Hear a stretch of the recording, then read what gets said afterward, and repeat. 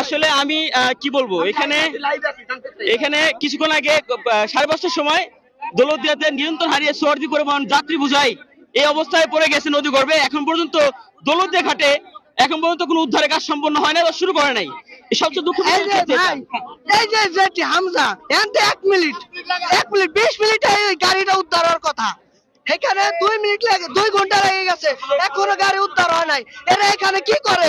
এখানে চাকরি দিচ্ছে, বেতন দেয়, এরা কেন উদ্ধার করে না? এত লোক মারা গেল, এত লোক মারা যাওয়ার কথা না, আইসলে 10টা লোক মারা যাবে। এই জায়গায় মানুষ মারা গেছে প্রায় 50 জন। বাস এখনো পাওয়া যায়নি, খুঁজে পাওয়া যায়নি।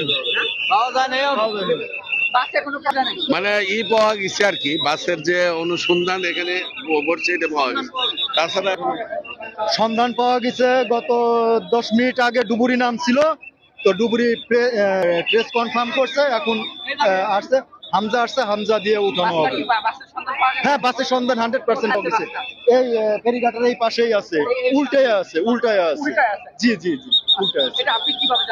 আমি এখানে ছিলাম ফার্স্ট স্টেজে শুনে আসার পর। ভাই বাসের অবস্থা কি শনাক্ত করা গেছে?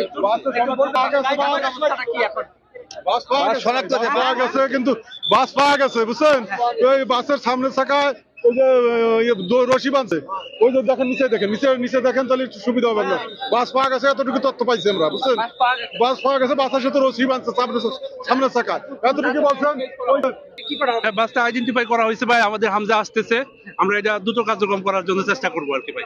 হ্যাঁ শুনছি একটা বাস ওইখান থেকে ফেরিতে ওঠার সময় পড়ে গেছে, আমরা দ্রুত ওইটা ছাইরে এখানে আসছি, হামজা ছাইরে আসছি আর কি।